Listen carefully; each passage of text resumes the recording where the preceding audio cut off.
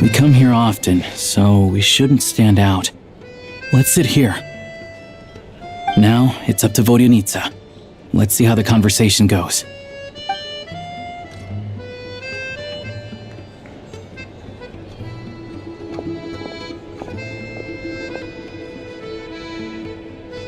Mr. Mitya! Over here! Over here! Oh, sorry. I got a little held up on my way here. Now we have even less time than we planned.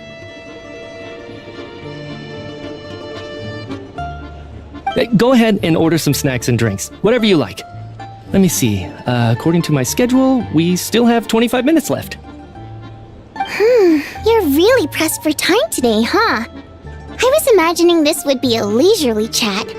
If you'd prefer, we can always reschedule for another afternoon when you have more time. No need. Getting to meet the lead singer is a very precious opportunity for me. I'm not about to pass it up. I've already had to decline your invitation several times because our schedules rarely align. If I don't grab this chance while it's here, who knows when the next one will come around? Well, it's very kind of you to make time just for me. I'm not too sure, to be honest.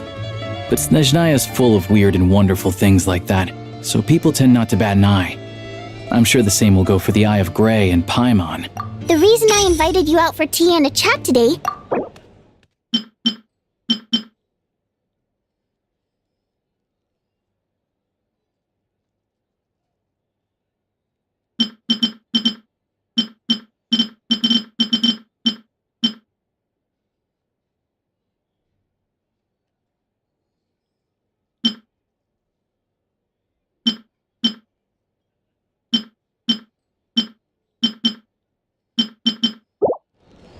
Well, I genuinely have nothing bad to say.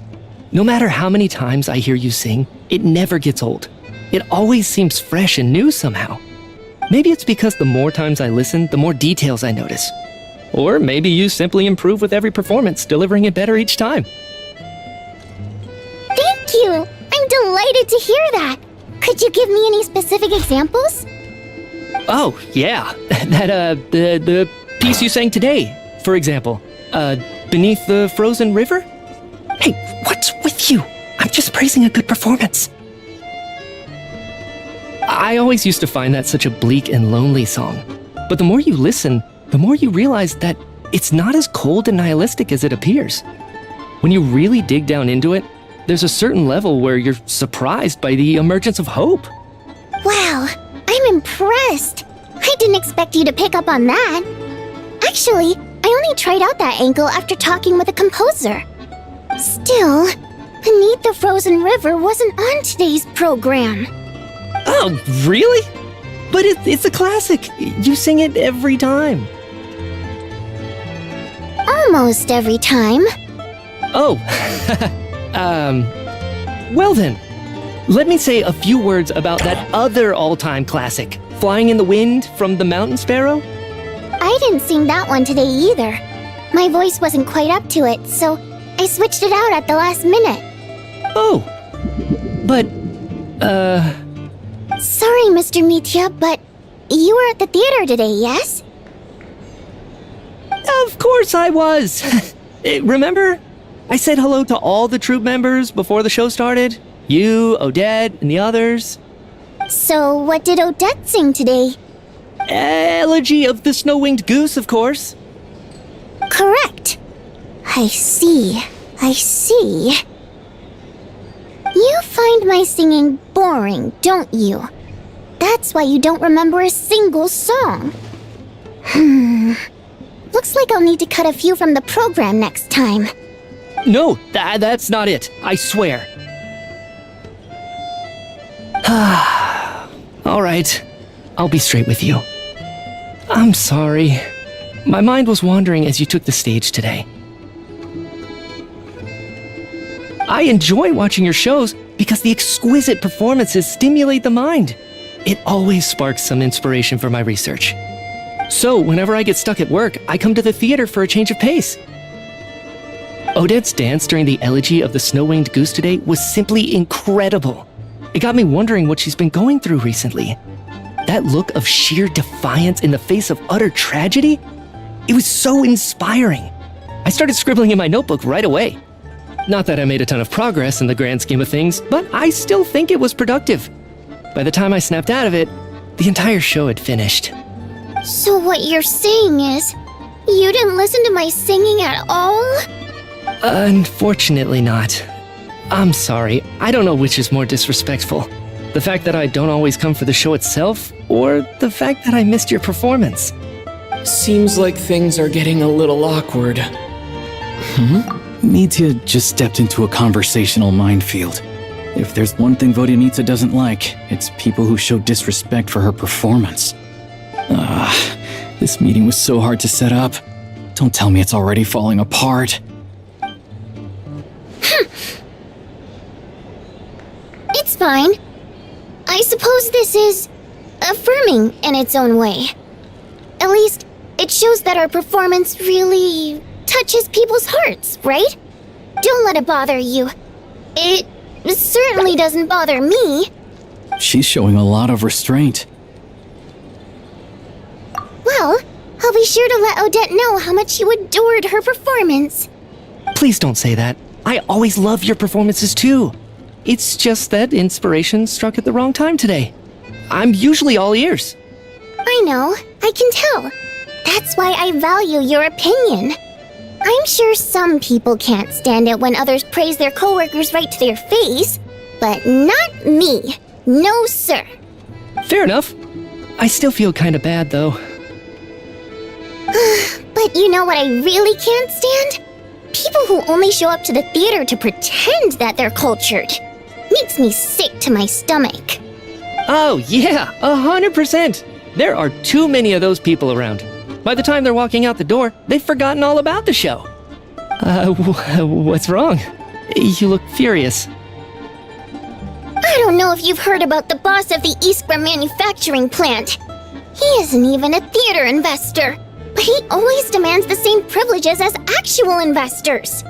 Box tickets only, premium drinks, even the right to request specific songs. Well played, Vodyanitsa. Seems like she's harnessing her rage to steer the conversation back on track. Now that you mention it, I've interacted with that guy before. I gotta say, everyone holds him up as an example of a benevolent businessman, but I don't know. I don't see it. Yeah, he couldn't care less about what's happening on stage. He's just there to flaunt his social status.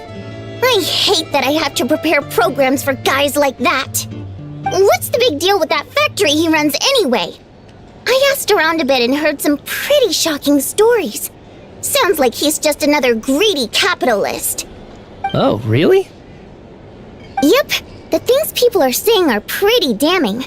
Low wages, insanely long working hours, equipment running around the clock. And as if that's not bad enough, he also strictly forbids his employees from giving any kind of interview. Project Stuja has now been extended so many times, we're at the point where crystal rations for the common folk are barely enough to survive on. Yet he even wants to get his greedy hands on them just to boost his own profits. If the rumors are true, he's in serious violation of the law.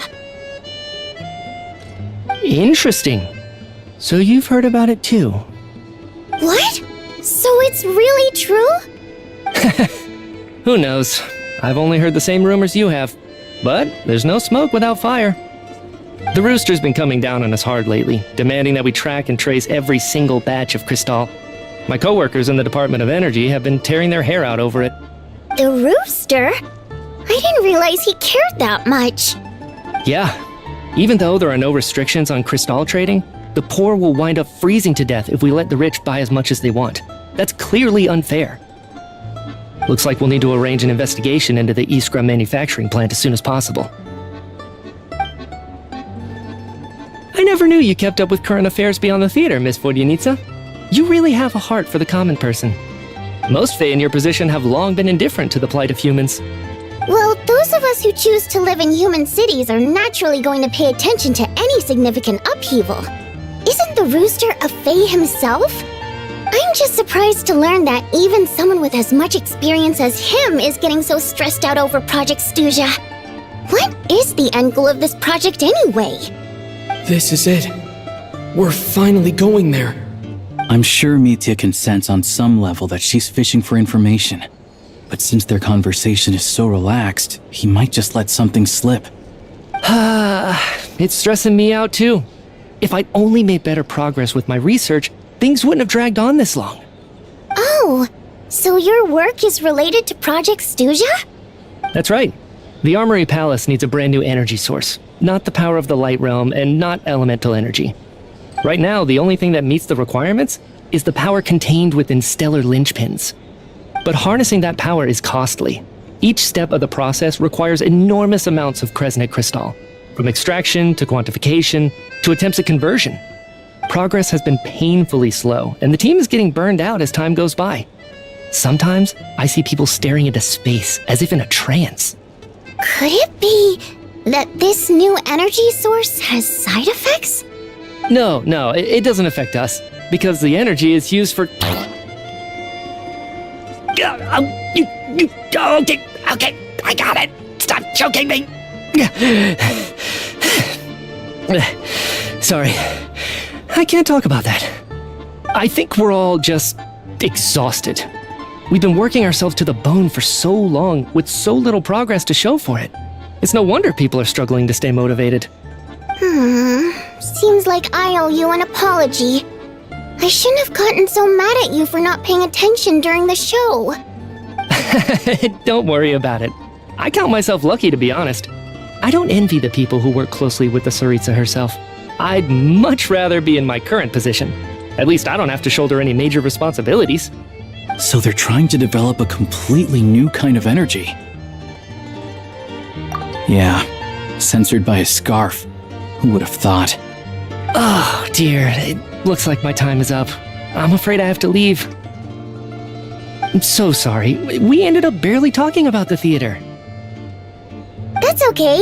It was a pleasure chatting with you, really. Let's make up for it next time. Yeah, hopefully once the work pressure eases up a little, I'll be able to focus more on the performance, and then we'll have more to discuss.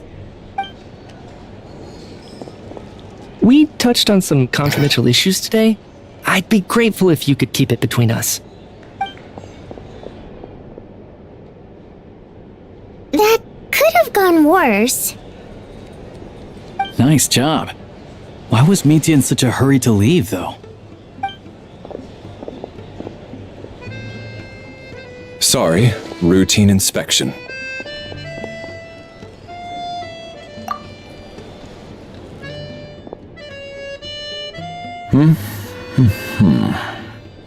Okay, let's go.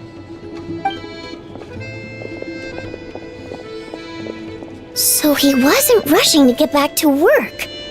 He must have calculated that Valeri would find him here in exactly 25 minutes. That's frighteningly accurate.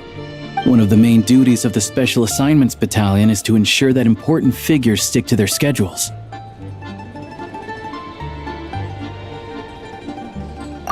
Right? Time for us to get going too. Excuse me. Check, please.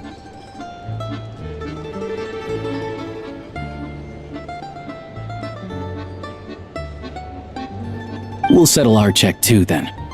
Oh, hello there. Mr. Mitya paid the check before leaving. He also asked me to pass on a message. He said it was an honor to share his tea break with Miss Vodyanitsa and her two friends. Wait. So he knew we were here all along? This raises a lot of questions. Did he deliberately mention the new energy source so that we'd overhear it? Maybe his work isn't confidential after all. Maybe the key here is the purpose of this new energy. I guess that's the next thing to look into.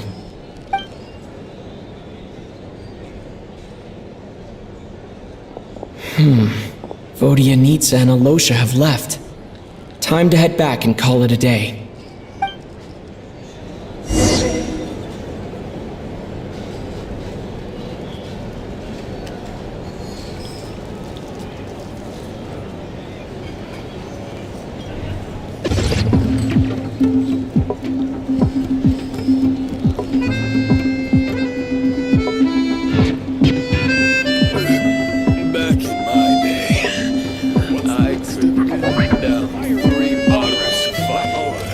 You're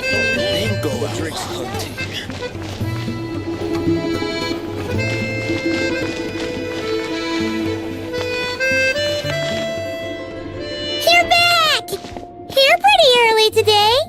Paimon was just gonna mention that.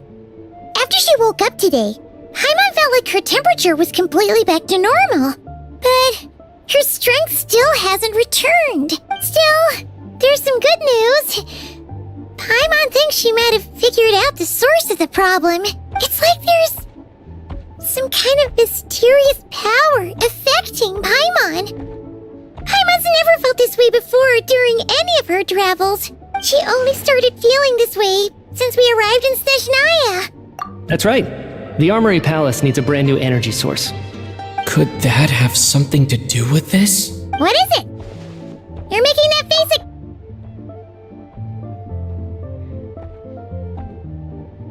So, they're trying to develop a new energy source here? And you think that might be why Paimon's feeling Well, Michi denied that the energy they're researching has any side effects. Although, he did say that people working on the project have been having issues with their concentration and short-term memory. And even so, those are completely different symptoms from Paimon's.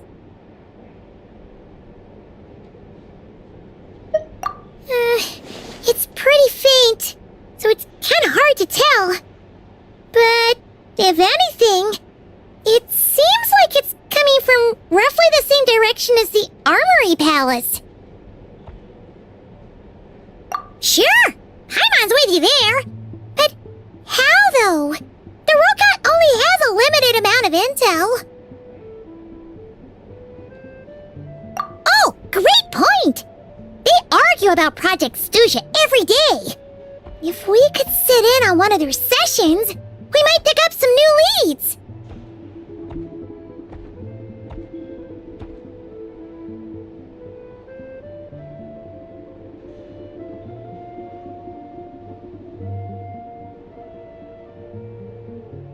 Good idea! Oh yeah, while you were out, Paimon tried all the yummiest looking desserts in the Potpourri restaurant. This one seemed right up your alley. So, Paimon saved some for you. Come try it once you finish writing your letter.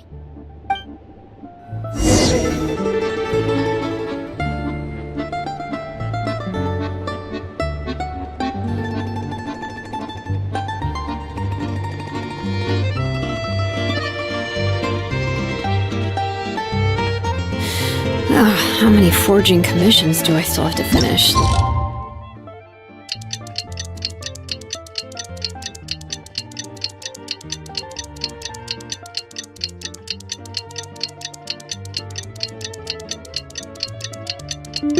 Let's see. One. Alosha replied. He says that we won't be able to speak at the Vecha, but he can arrange for us to attend as visitors. Time to get ready. Then head to the Shnezhnaya Vecha. Coming up.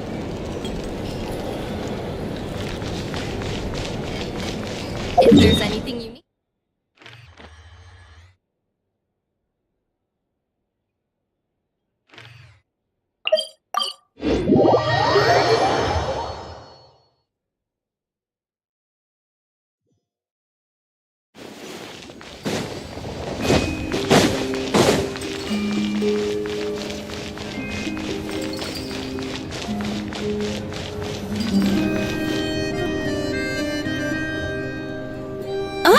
Miss Vodyanitsa, prima donna of the Korolievsky troupe. What a surprise meeting you here. Will you be sitting in on a session of the Vecha?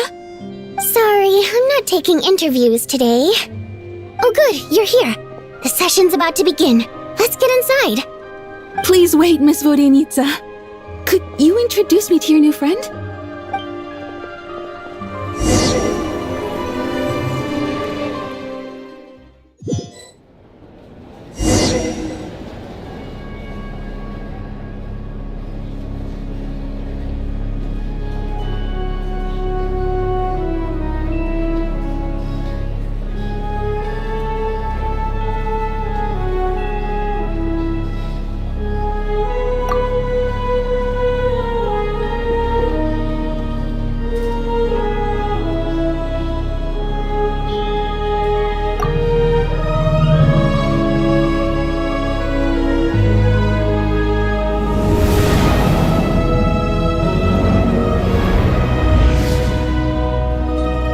In summary, the energy management commitments made for the outgoing period have been delivered upon. Furthermore, both the production and consumption of Kresnik Crystal show clear signs of stabilizing. The relevant agencies have assessed the present circumstances and determined that the status quo can be sustained until the next period. For detailed statistics, I would refer you to the industry reports that have been distributed to all persons present. It should also be noted that while the recent blizzards have led to a significant increase in people's energy expenses, this is strictly a short-term phenomenon associated with a remotely located monster. Her Majesty the Tsaritsa is giving her full attention to this matter. We should have every confidence that it will be dealt with swiftly and conclusively. A financial report on disaster relief is also present in this report, courtesy of Pantalone.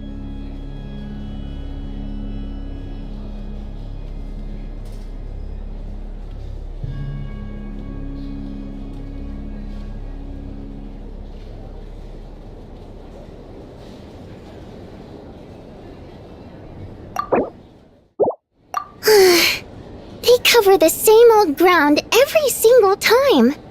The rooster never seems to mind, but everyone else is getting tired of it.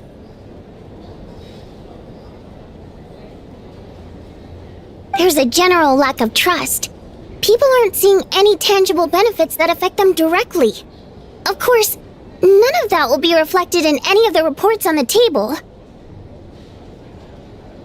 Yeah, if it weren't for these hard copy documents, I could have at least made something up. Oh, don't mind me. I'm just out here trying to hit my interview quotas. Bring out the kvass. Ever read it? Best-selling newspaper in town. If I remember correctly, you guys don't even have a sales permit. You have to sell from stalls on the street. Okay then, best-selling street stall newspaper in town. Still counts.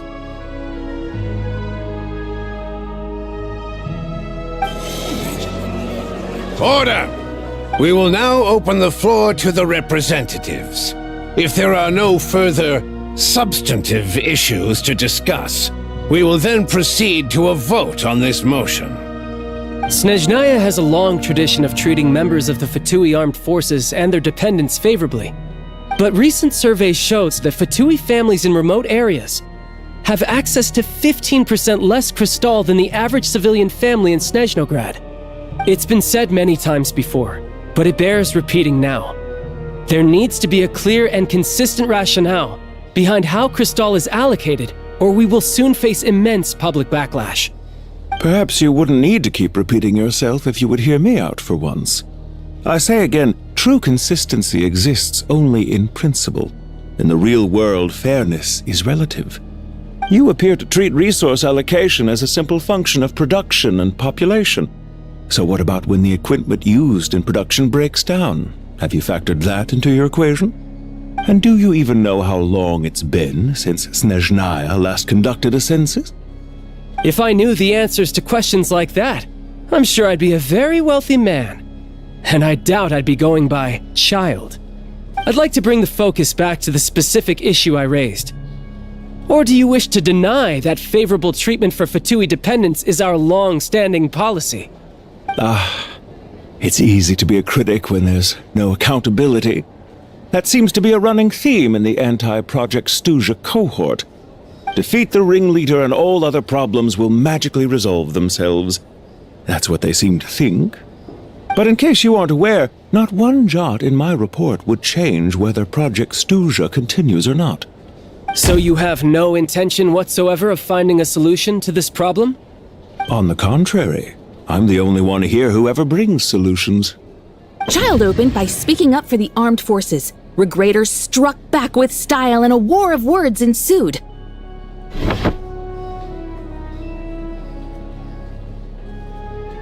Our reporter was live on the scene to get the audience's reaction as it all unfolded. Who do you support?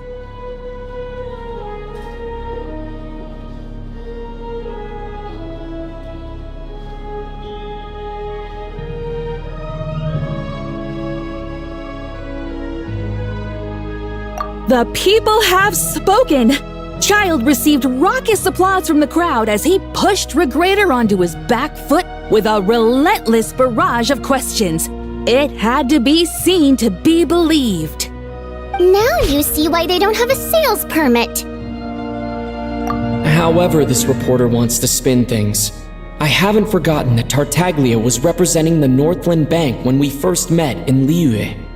So surely their relationship can't always have been this strained. You two are getting off topic. Let's focus on what the data is saying. Mr. Pantalone, may I speak on your behalf? Oh, please do. I'm more than happy to save my breath. Crystal distribution policy undergoes modifications with each new period. The ultimate goal being to find the most reasonable method of allocation, which I believe is what Mr. Tartaglia also seeks. But I fear many may have been misled on this topic by extremist activists. To clarify, Project Stuja is not the root cause of the problem. It is merely a framework for resource distribution. The most recent reports all point to Shnezhnaya's resilience and adaptability during this period of fine-tuning, and give clear indications that a distribution framework is improving with each iteration. To make drastic adjustments without first considering the risks would likely do more harm than good. It would be a waste of the hard-won experience we've gained to date. Renowned scholar of finance, Arapov spoke up to clarify the fiscal logic, clearly alluding to social organizations like the Rokot in his words. With the notorious Lelek still active to this day, should the Rokot be held responsible? No, there is someone else to blame.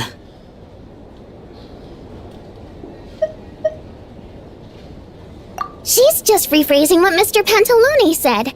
The Rokot are the critics he accuses of taking no responsibility for their actions. As for Lilik, you won't have heard of him yet. He's currently the most famous member of the Rokot. Well, more like infamous. Ending Project Stuja has become an obsession for him. Unlike the more decent ones among us, he believes that votes in the Vetcha are all that matter. So whether it's threats, coercion, or bribery, he'll use whatever means necessary to get people to change their vote.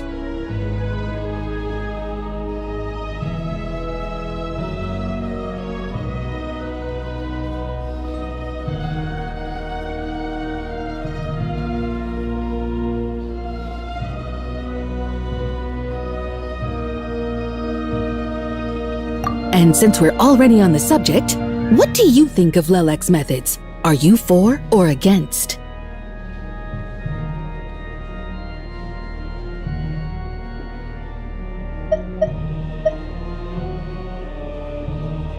Well, whatever the story is, his actions benefit us all. We stand with Lelek.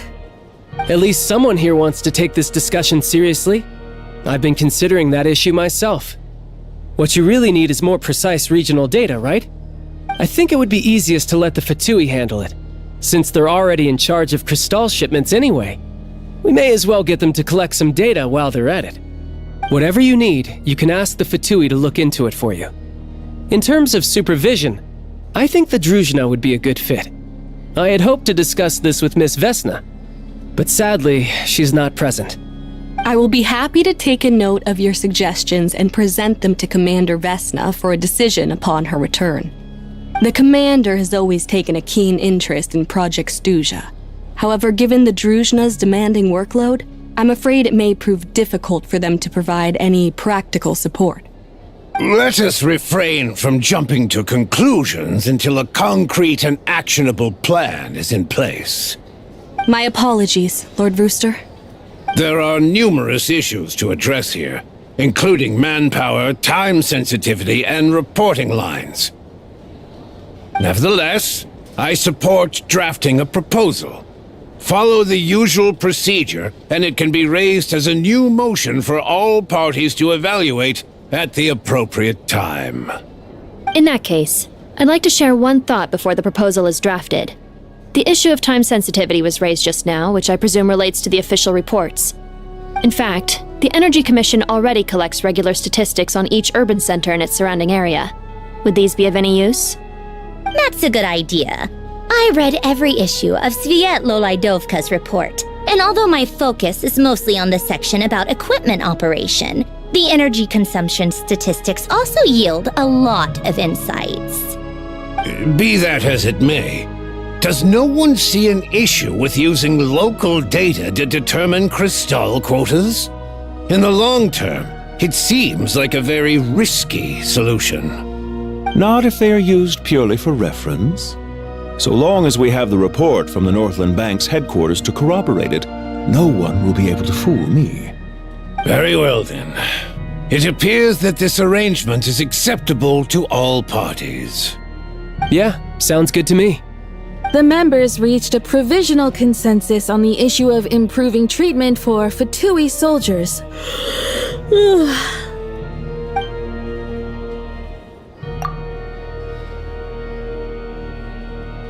Today, the prima donna of the Korailievsky troupe attended a session of the Shnezhnograd in the company of a dashing young man. The question on all our minds is, what is the true nature of their relationship? Write anything like that again, and I'm revoking your permission to interview the troupe. Got it?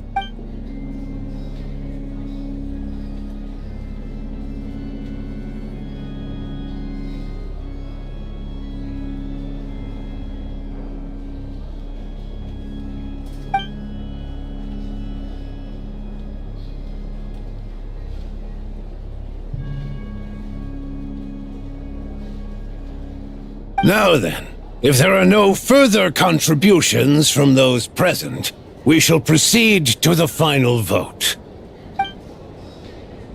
Hey, check it out! What made him vote against? Why now?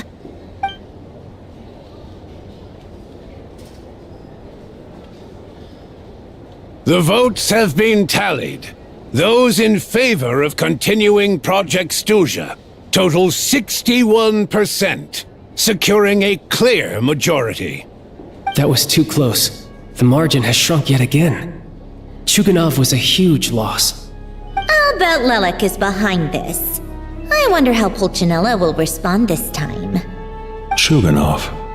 I see. Lelek strikes again. Yes, go, Lelek.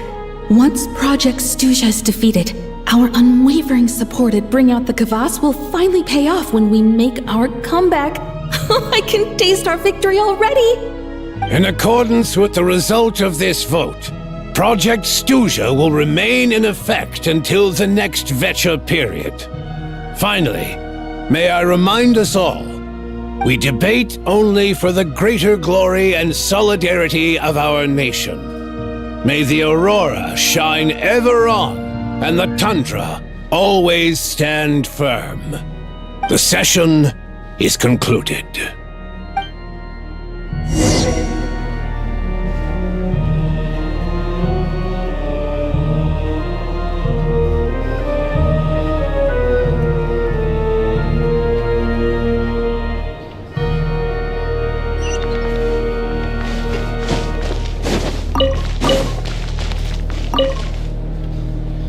I have to say, I really wasn't expecting Chuganov to vote against Project Stuja.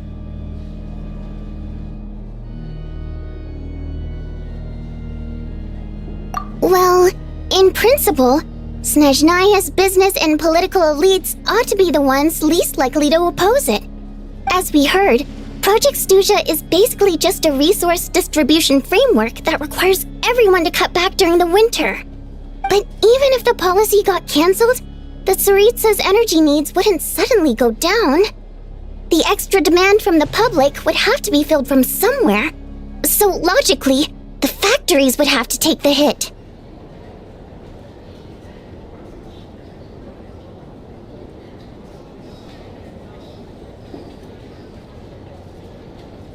I got a letter from Mr. Mitya just before today's session.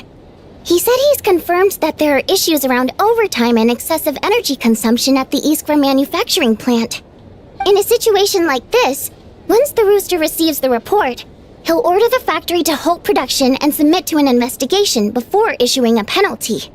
But that's a week-long process, and thus didn't make it onto the Vetcha agenda this time. I don't think he suspects anything so far.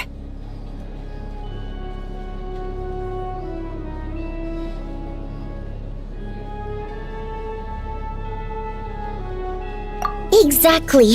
And as you know, he's a very selfish person. I was originally gonna try and flip him after he received notice of the official sanctions.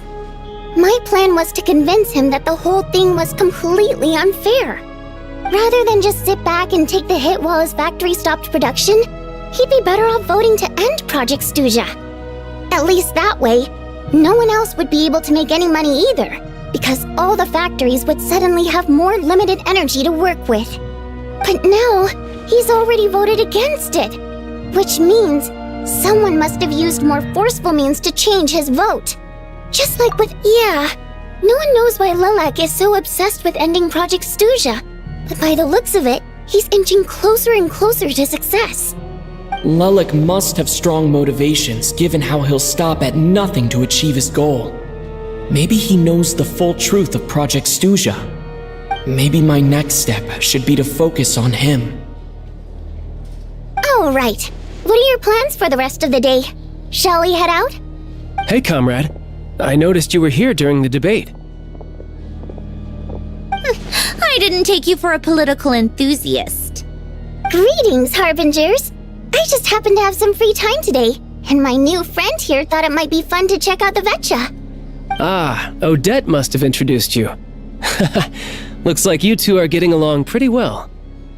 I'll leave you to catch up. I should head back to the troop. Sure. Break a leg and all that.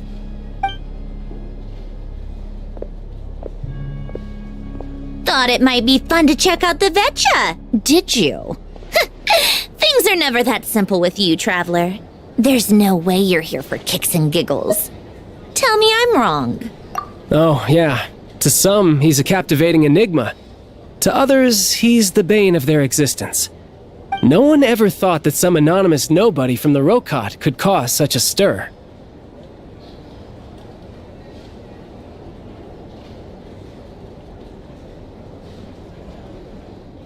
Huh? You want to look into Lelik? Then I'm sure his days of anonymity are numbered. What do you think, Sandrone? Fine by me, I guess. If the Traveler actually manages to expose Lelik, it'll be doing Pulcinella a favor. In return, it seems fair to let him in on what we've learned so far. My thoughts exactly. Sharing is caring, after all. Head back to Glupov and grab the files on Lelik. It's easier to just pull the records than go through the rigmarole of getting the Traveler a visitor's permit. As you command, child, sir. In that case, since we're going to be waiting anyway, I'll have someone brew a pot of black tea.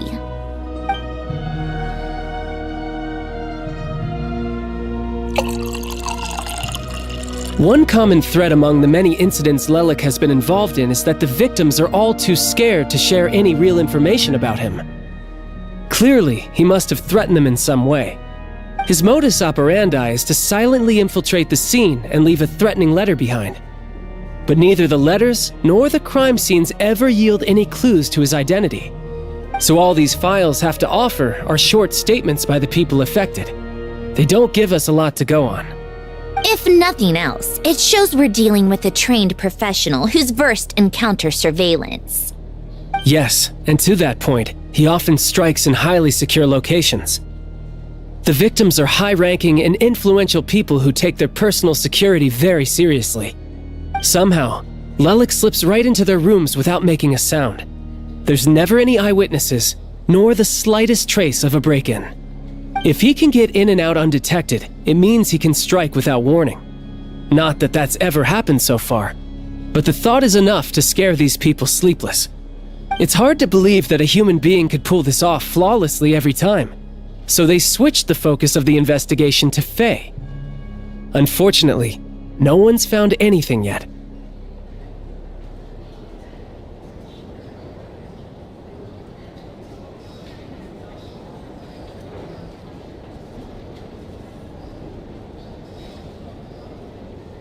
Careful, don't underestimate me. Although, truth be told, I'd probably find it hard not to blow my cover. Direct confrontation is more my style. We haven't ruled out the possibility of Lelik being human. It's just, there can only be a handful of people in all of Teyvat who'd fit the profile. Faye, on the other hand, plenty would have the ability, but few would have the motive. No, not as strong as me. You'll never find the culprit with criteria like that. Let's go with a little weaker than me.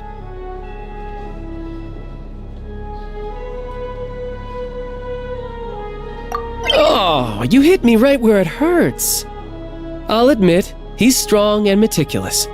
But can we at least limit this to candidates who have something to do with Shnezhnaya? He's just trying to find a reference point. Stop getting fixated on who's stronger than who. But that's the most important thing. In my opinion, anyway.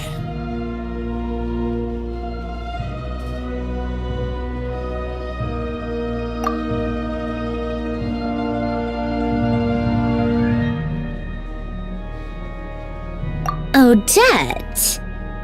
Yeah, that seems about right. Her skills are solid, and she's always calm under pressure. Except she's Fatui, so the likelihood of her working against us is pretty low. But yeah, much more accurate than your previous example at least. No, wait a moment. Maybe we should interrogate that assumption. What do you mean? Which assumption? Her Fatui identity doesn't necessarily exonerate her. And when you think about it, the Rokot would be precisely what she needs to conceal her identity. Plus, she wouldn't need to be such a pro at covering her tracks. She'd already know where the Fatui will be and when, so she could choose the perfect time to act. Oh, yikes. I was just thinking out loud. Why is this starting to sound like such a convincing theory? Still, what reason could Odette possibly have for trying to call off Project Stuzha? Arlecchino would be the best person to ask. She knows Odette best. Unfortunately, she isn't back yet.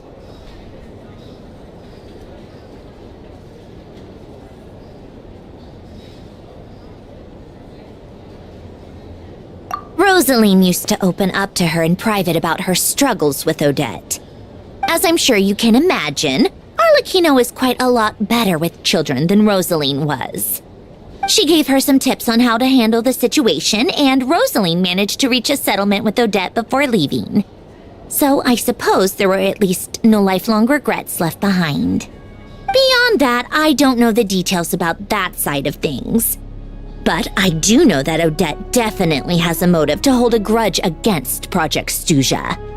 The reason being, her father passed away during the early stages of the project. That was back before it had been named Project Stuzha, when things were still being worked out. But in essence, it's remained the same ever since.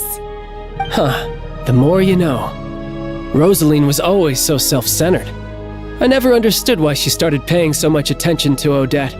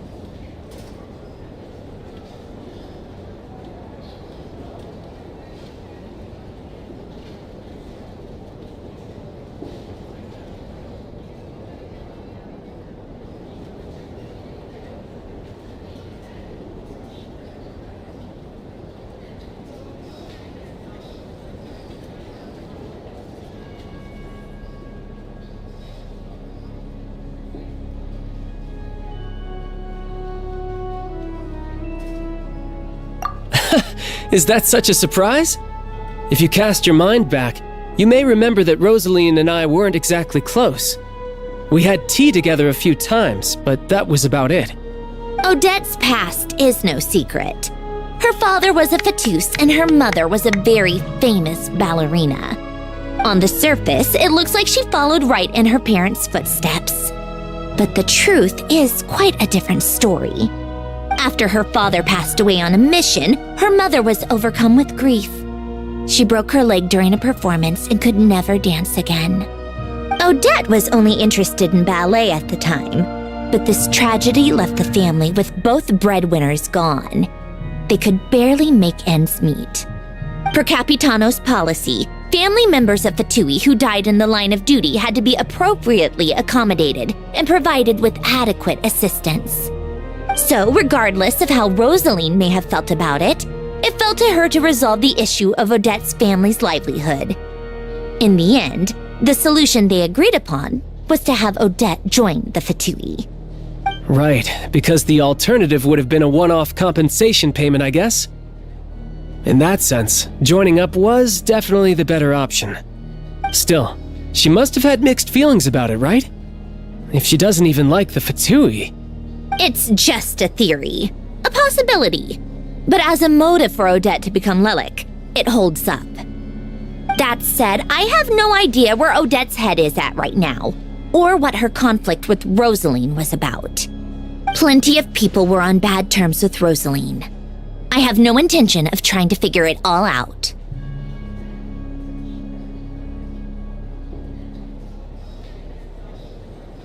Yes, but there's not much point in discussing that now. Yeah, back to Lilac. Since our investigations so far have turned up next to nothing, we've got nothing to lose by trying a new angle. Funnily enough, Tonya and I had actually made plans to go to the theater tomorrow to watch Odette's rehearsal. Unfortunately, thanks to this Lilac situation, I'll be stuck working overtime again. Which means you can go in my place. No point wasting the ticket. Plus, you'll get to meet Tonya.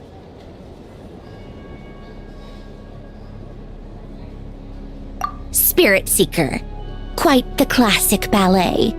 It was passed down through Odette's mother's family for generations, though it hasn't been performed in years.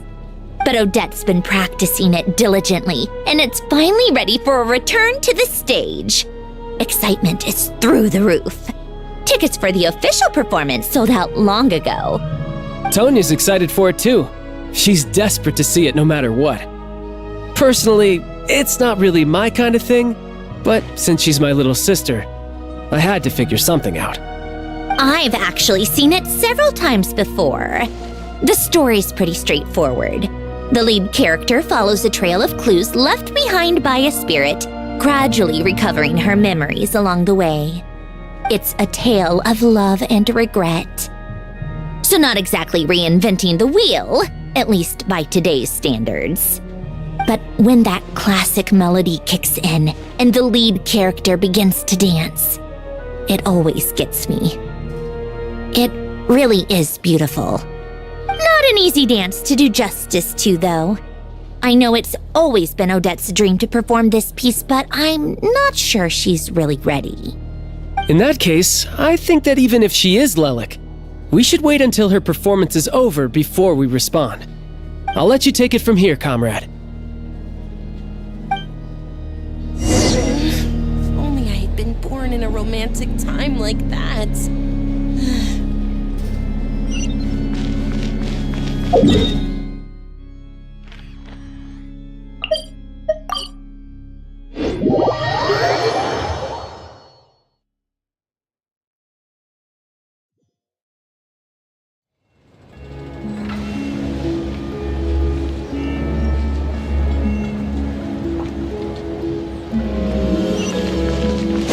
Bring it!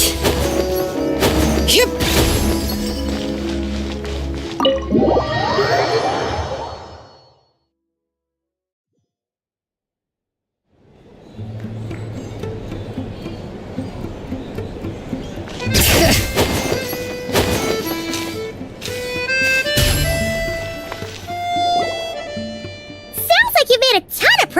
today.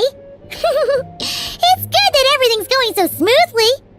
Next step is to head back to the theater and get a clear answer from Odette. Either way, Paimon doesn't get the sense that she's a bad person. Sure, she might have done some pretty extreme things, but Paimon bet she has her reasons. Maybe this is going too far, but with everything she's managed to do so far, wouldn't it make more sense in theory to be even more, heavy-handed? Why leave a letter when she could, well, we know there are plenty of other ways to keep people in line, right?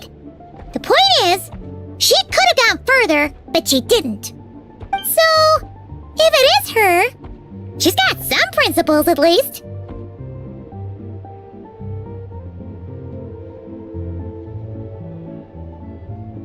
Yeah!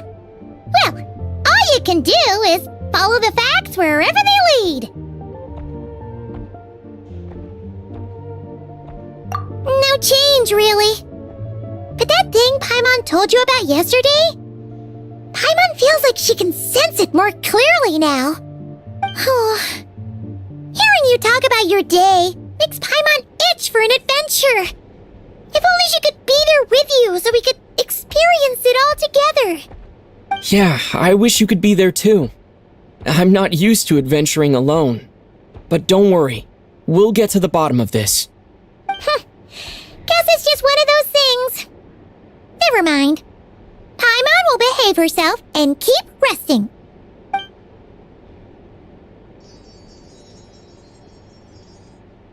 If Odette is Lelik, she may well have inside information on Project Stuja. Her father was involved with the project's early implementation and tragically died in the process. Now, she's dedicated herself to bringing it to an end. It's hard to imagine she could have gotten this far without knowing anything at all about the Tsaritsa's true intentions. When she spoke to us as a member of the Fatui, how much did she let on? And how much was she hiding? Only time will tell. Maybe tomorrow, everything will be answered. Hey look! It's snowing! Could be a tough day ahead. Make sure you wrap up warm tomorrow.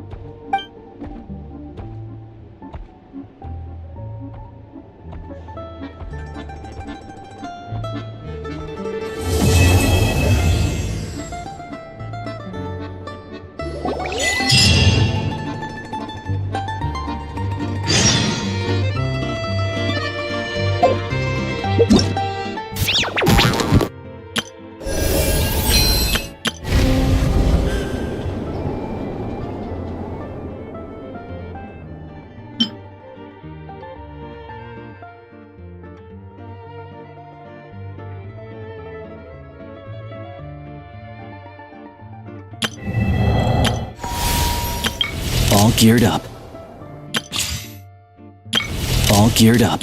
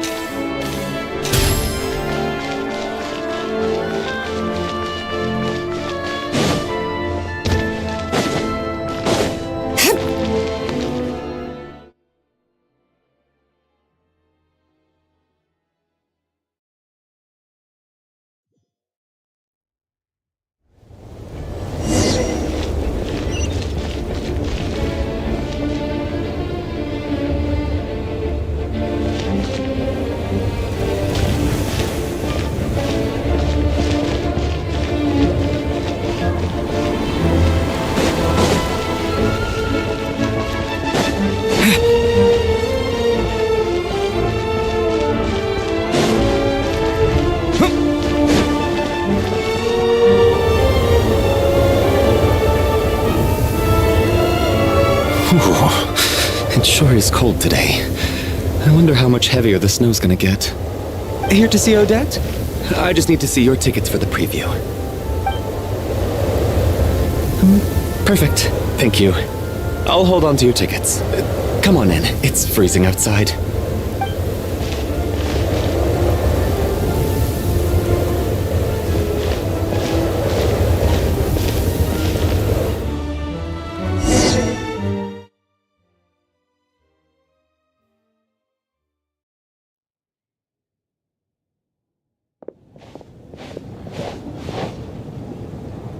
I think I'll leave the Lelic question until after the show's over.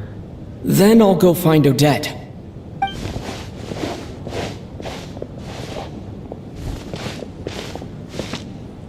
Child said he was originally going to come with Tonya. So I'm guessing Tonya's already here somewhere. Is there anyone here who looks like a Tonya? Let's see. It's a small audience. Makes sense for a preview. But wait, I do see some familiar faces. Mr. Chuganov's back again by the looks of it. Oh, and is that Mitya? And that Fatui officer, Valeri. Guess he must be playing cat and mouse with Mitya again. Oh no, it looks like the show's starting and I still haven't found Tonya. Never mind. I'll just have to take a seat for now and see if I can catch her afterwards.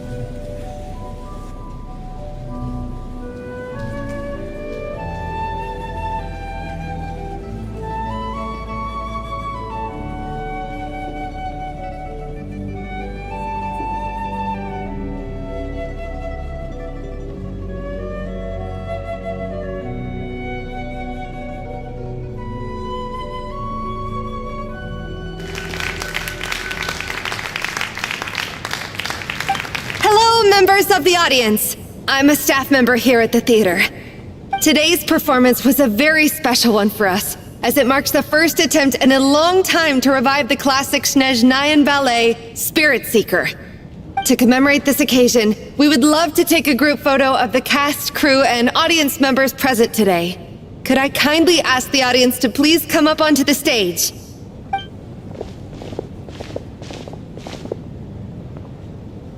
All right, everyone, huddle in a little more.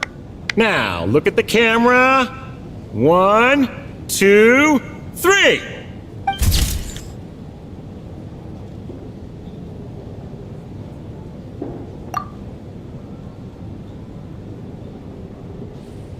Are you quite satisfied, Mr. Energy Scientist?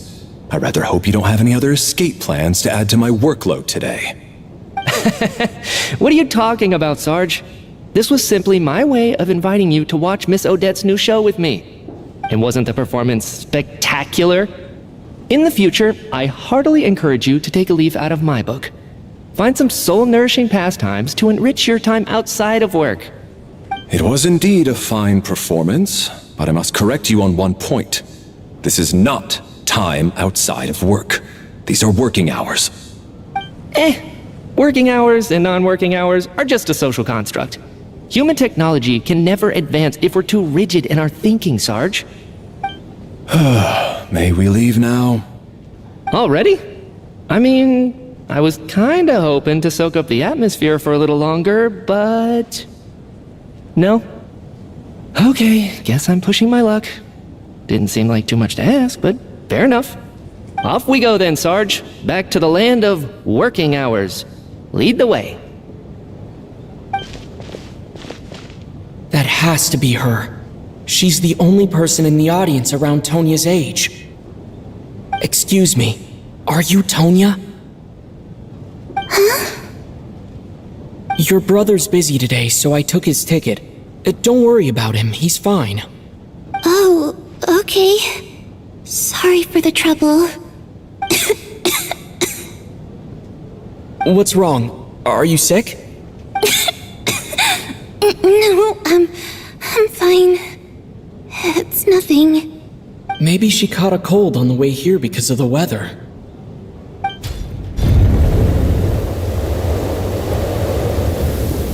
I haven't seen snow like this in a long, long time. It's most unusual. I know. It's completely white out there. You can barely see a thing. I've never seen such heavy snow in my life. Let's wait it out for now. You'd be lucky not to freeze to death in this weather, let alone find your way. Well, look at that. Maybe we shouldn't be in such a rush to get back after all. What do you think? Let's wait and see. Why do you need to take it so seriously?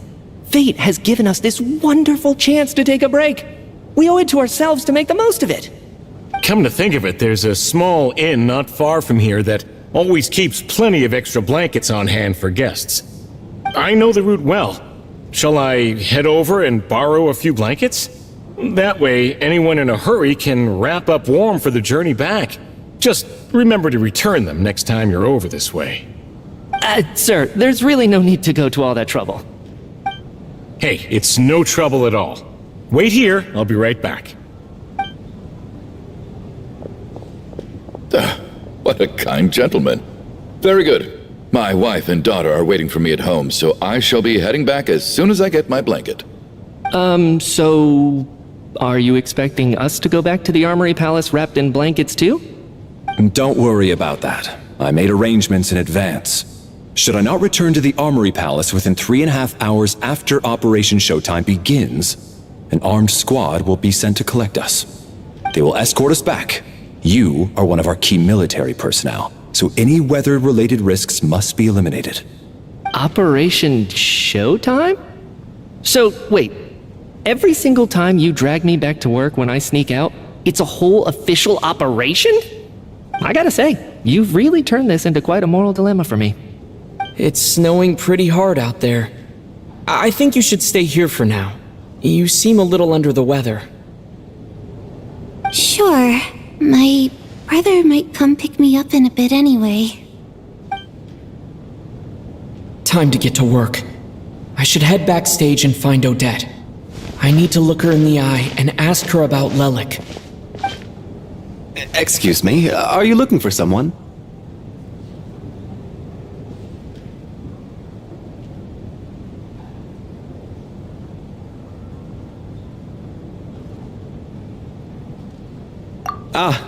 A fan, I'm guessing?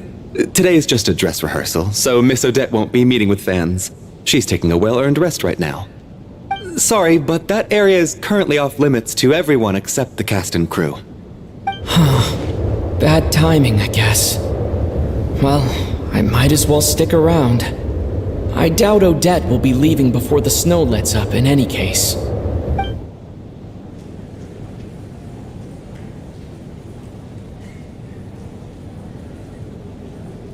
What happened to the gentleman who went to fetch the blankets? How has he still not returned? I was thinking the same thing. It's still snowing very hard. Do you think something might have happened to him? Whatever the reason for his delay, I must say I hate nothing more than people who make empty promises and fail to deliver. Well, I have to treat my employees like that on occasion, but that's different.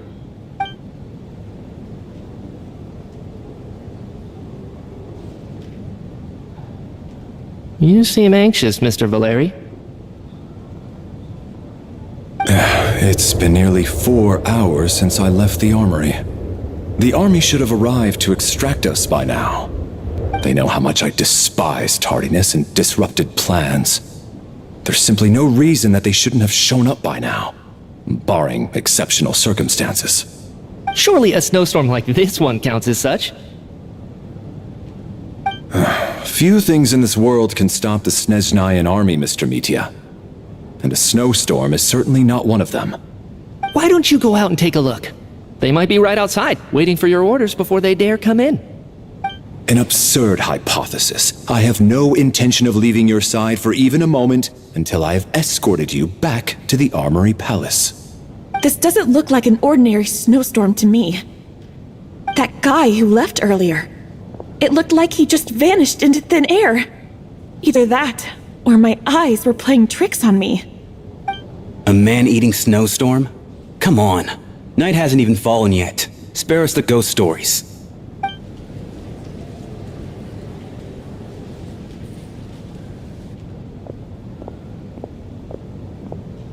Traveler, didn't know you were coming today. How come you didn't say anything? Oh, right. I assumed you were looking for me and Vodenitsa. Odette's still backstage. Whoa, that's quite a snowstorm out there. I've been working backstage this whole time, so I didn't even notice. No wonder the audience hasn't left yet.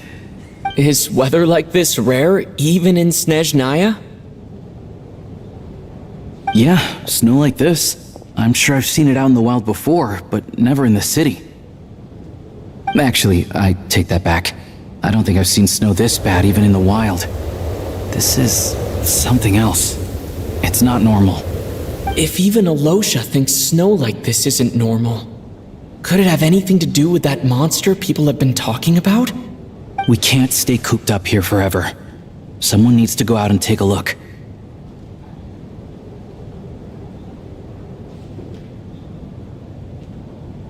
No need. I have plenty of experience with snowstorms. Besides, I work here while you're an audience member. I should be the one to do it.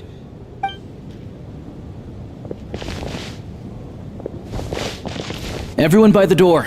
Careful not to let the snow soak into your shoes. In a snowstorm, you gotta look after your toes above all else. Heading out, my man? Be careful. I've been told the snowstorm eats people alive. Thanks for the advice. I am planning to be careful.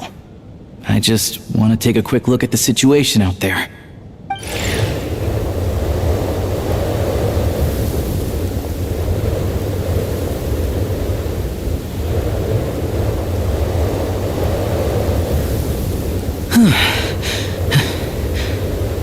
He's back! He's back! How was it? What's going on out there? Did you see any soldiers patrolling the area? Something about this storm isn't right.